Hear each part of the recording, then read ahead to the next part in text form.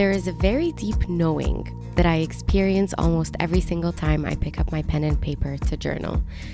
Something quite profound, and dare I say, supernatural, happens. Almost as though I am suddenly able to channel wisdom and guidance through the ink on my page. I start off writing about one thing, one thought that I believe is worthy of my full audience, and all of a sudden, my attention tumbles towards the truth that I really need to be seeing. So, just a couple of days ago, my pen led me to the clearest clarity on top of a beautiful mountain, where I could see the winding roads of my life thus far in full HD. All of a sudden, and definitely unexpectedly, I could actually make complete sense of where I am and how I got here. For 2 pages worth of time in my journal, about an hour of a complete loss of any sense of time or space, I felt at home, here, in this moment. And it is from this place of possibly long or equally possibly very brief, peaceful knowing that I offer today's word of encouragement. My wish is that you would allow my humble words to whisper to your soul so that you could find the courage to exhale, just for the duration of this episode. May it be a hug to you today. So grab yourself a nice warm drink, get comfortable, and let's begin today's heart-to-heart conversation.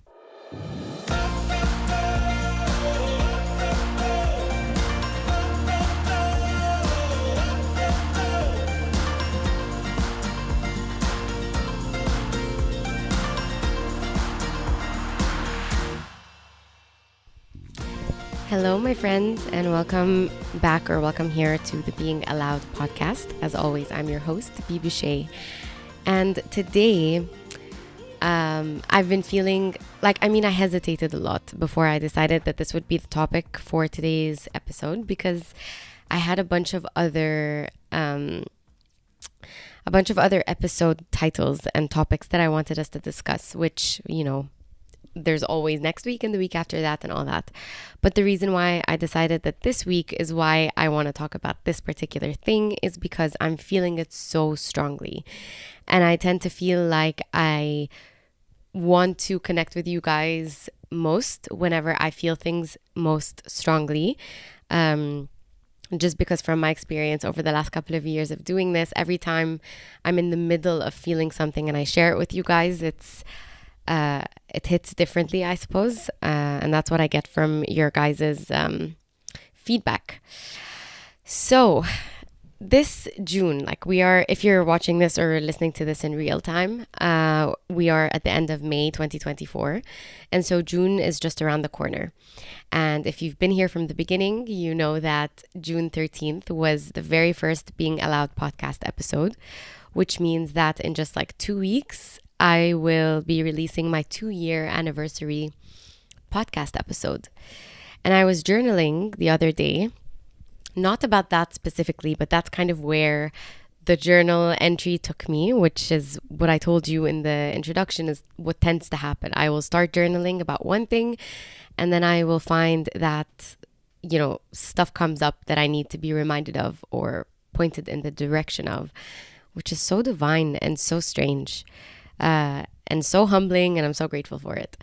But anyway, so yeah, as I was journaling a couple of days ago, I was like, oh my gosh, I'm coming up on 2 years of the Being Allowed podcast. In those 2 years, it's now on almost every podcasting platform, and it's also on YouTube. I'm now also doing YouTube aside from the podcast, I vlog and stuff like that. I've started writing again on Substack, which I will link to in the show notes below if you want to join the list and read the things that I write. I was like, wait, how many things am I doing? And I don't know. I just wanted to start off by reading you guys. I wrote 3 random things that were on my mind as I was journaling the other day. 3 random thoughts were on my mind, and so I just wrote them at the top of the page, and then I just let my thoughts flow.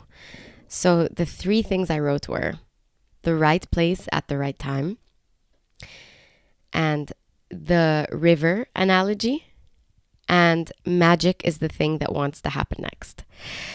So let me take you through those very quickly. First of all, right place at the right time. I was contemplating and I was thinking about how, even though everything in my life seems from the outside to look like, oh, this is something I've been doing my whole life or whatever, what lots of people don't know is that lots of the places where I am at right now, in regards to, for example, the fulfilling work that I do, in regards to what I feel like is my vocation, and all that stuff, that actually was born of trauma. That was born of really bad things. And I'm going to get to this later.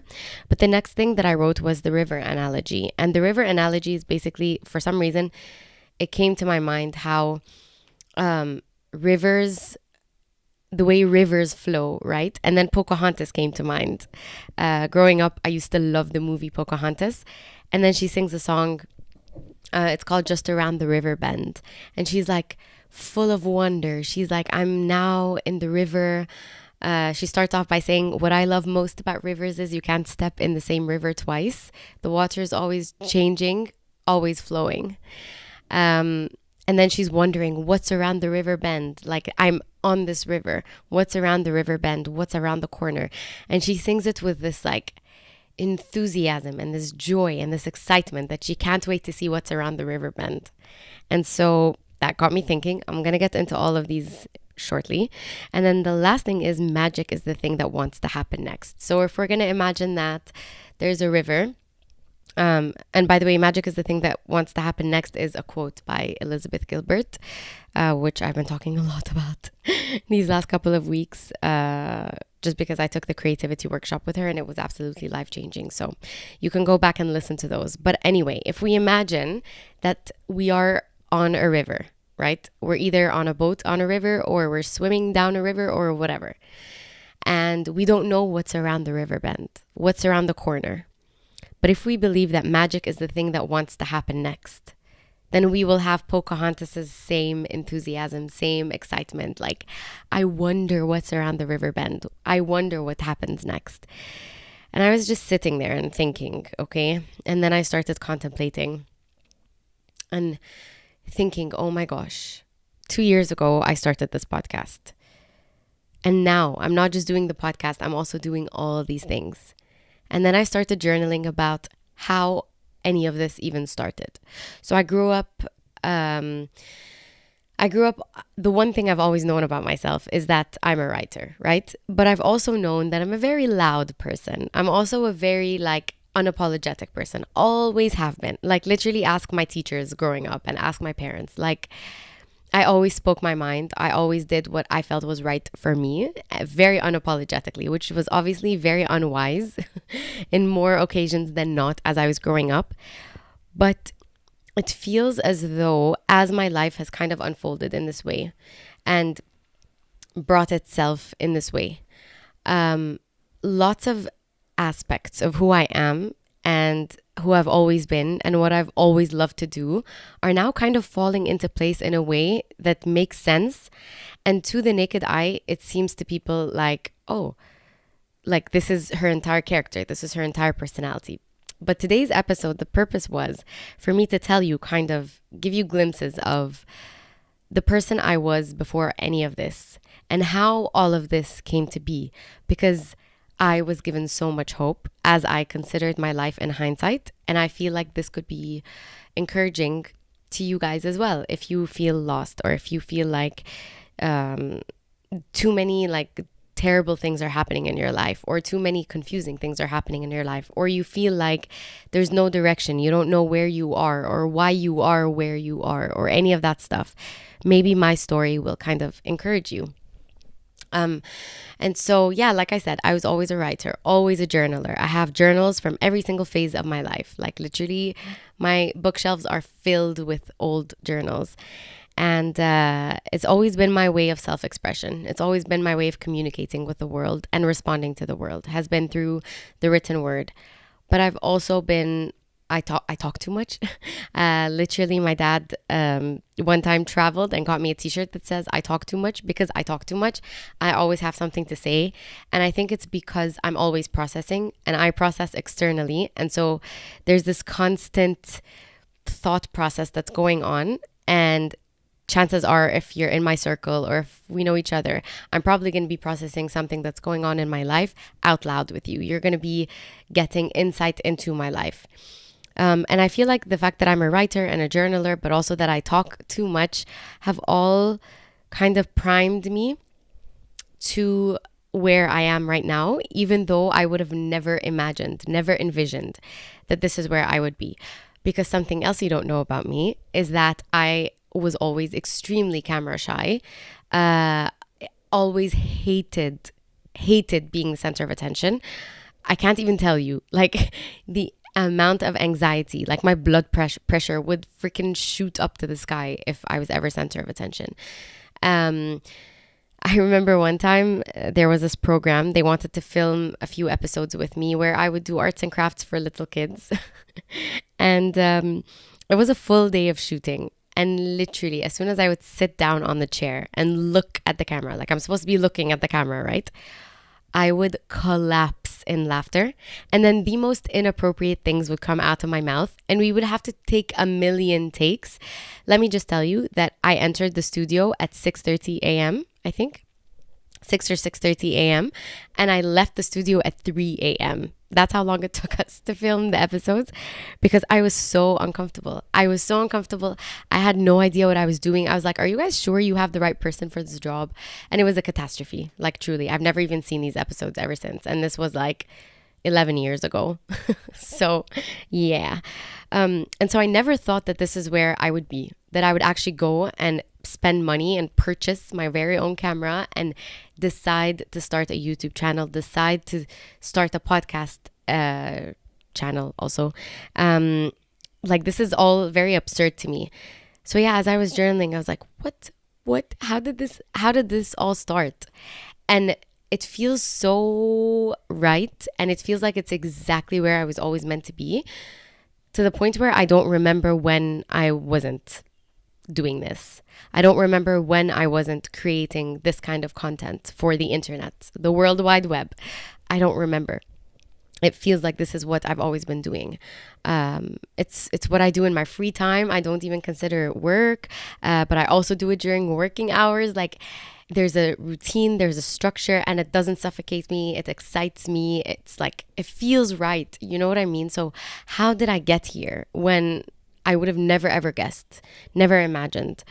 And you want to know how it started? Some of you know this, but in 2021, I'm not even going to get into the details of the trauma of this situation, but basically a video of mine went viral on Instagram because of a harassment situation that I was in the middle of at the Egyptian airport. And the video was not meant to be viral. It was because I felt like my back was against the wall and I needed help, but it ended up going viral. And now, overnight, I woke up and I had thousands and tens of thousands of followers on Instagram. And I was just like paralyzed. And I remember the feeling of absolute and utter suffocation, because what I always wanted, like the reason why my Instagram was public, is because I was a writer. I wanted to write things. I wanted the people who followed me to be people who were interested in the things that I had to write about. Not this kind of follow base. These were not the people that I wanted. And so I was paralyzed. And for the longest time, I had no idea what to do with this. I genuinely, like, I was like, these people are all following me for the wrong reason.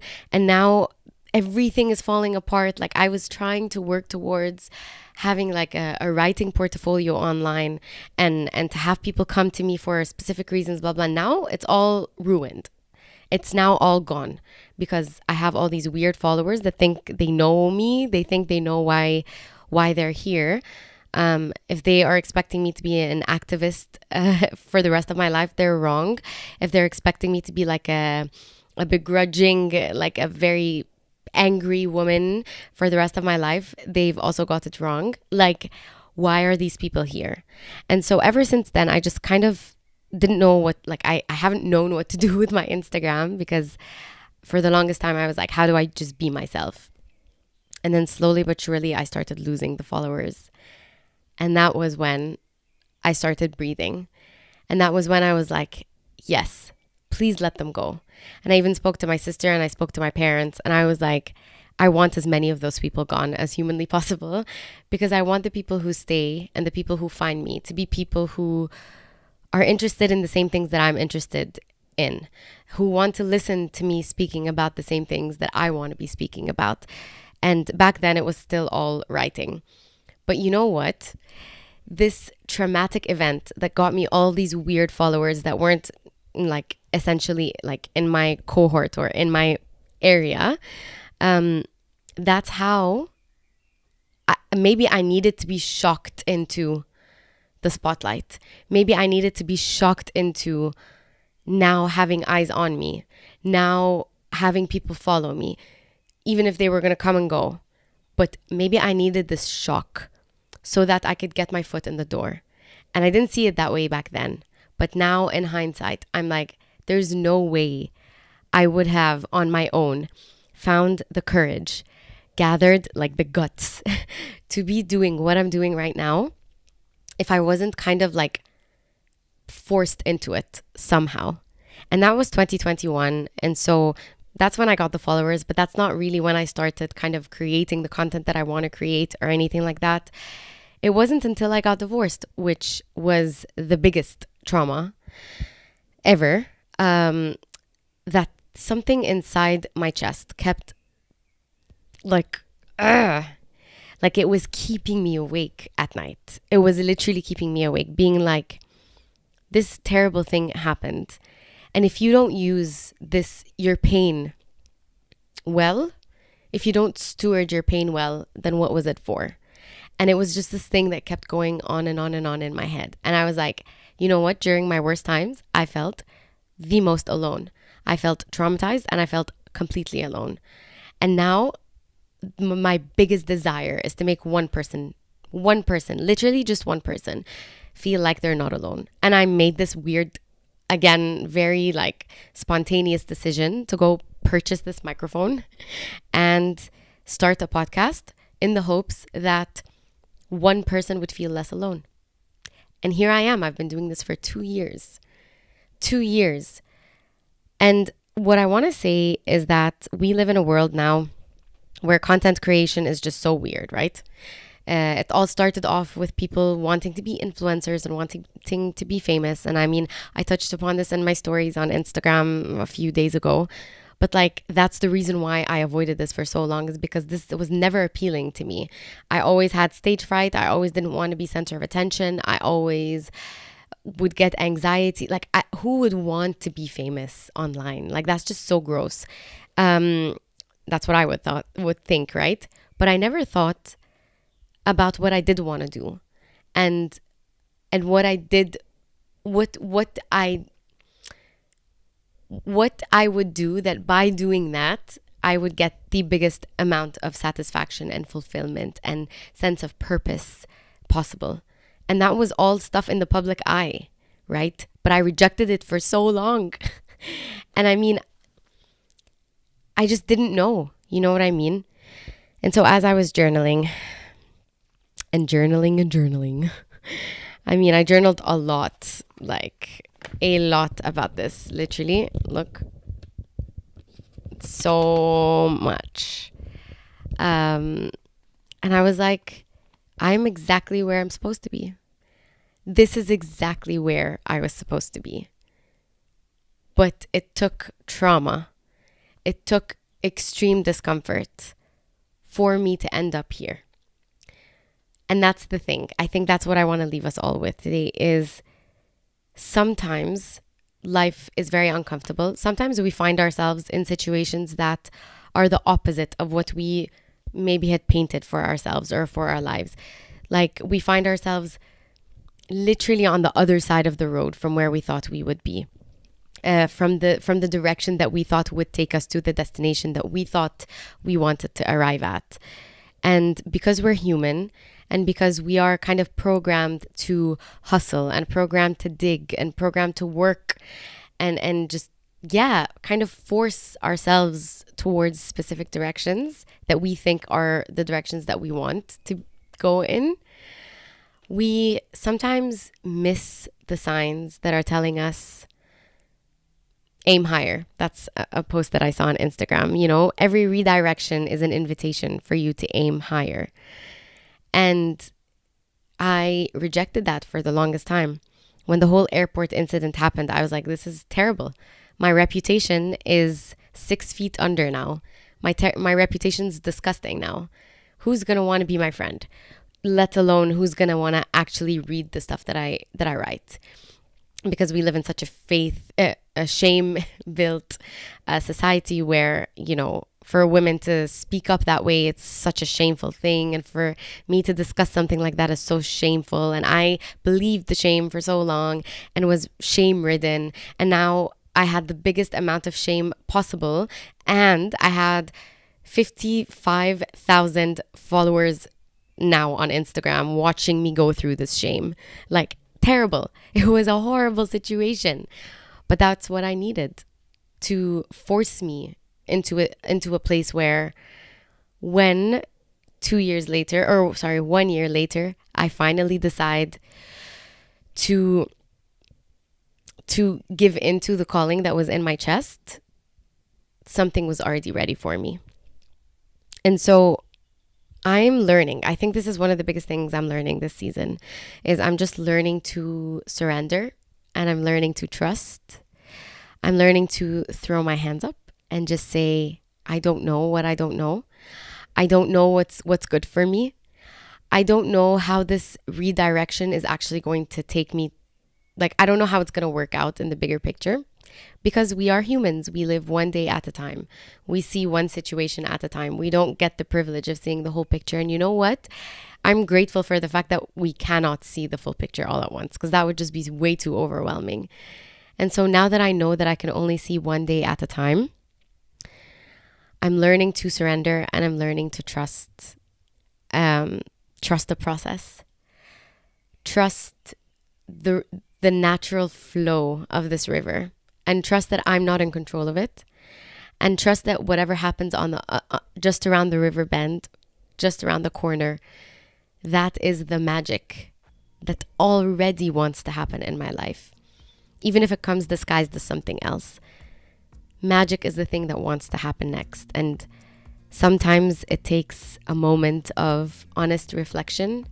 Sometimes it takes a moment of looking back at the way some details of our lives have played out for us to see that every redirection was actually a direction in the place we were always meant to go. Which is not to say everything happens for a reason, because if you've been here at all, you know that is something I absolutely hate saying. And I think there's a very, very like small window of time where that sentence could be used, you know? So it's not to say that everything happens for a reason, but it is to say that we are called to trust. We are called to trust, even when nothing makes sense, you know?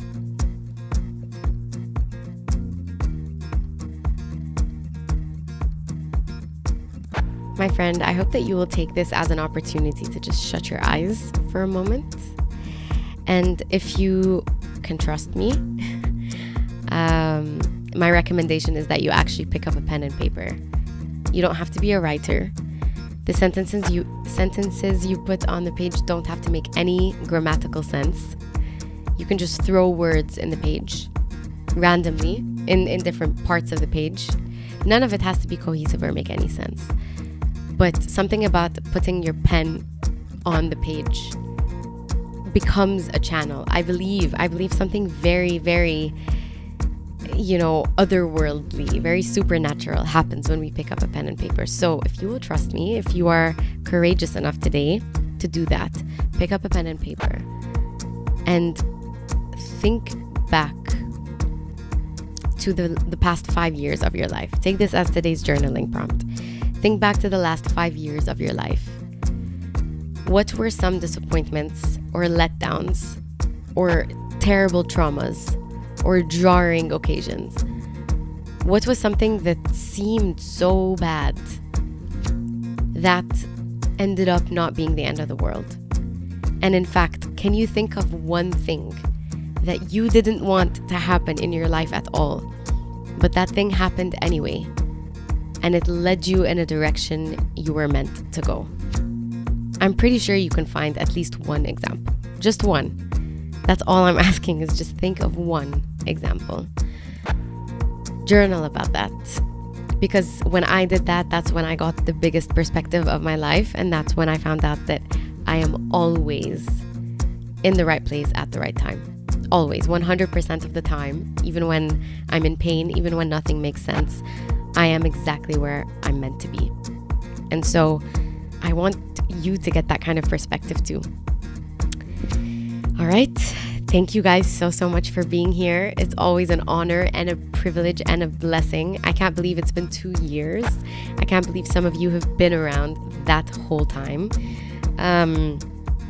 I would like to ask you to please hit the subscribe button. You have no idea how much it helps me, and it literally takes half a second. So please just hit the subscribe button, especially on YouTube, because that's the thing I'm trying to grow the most.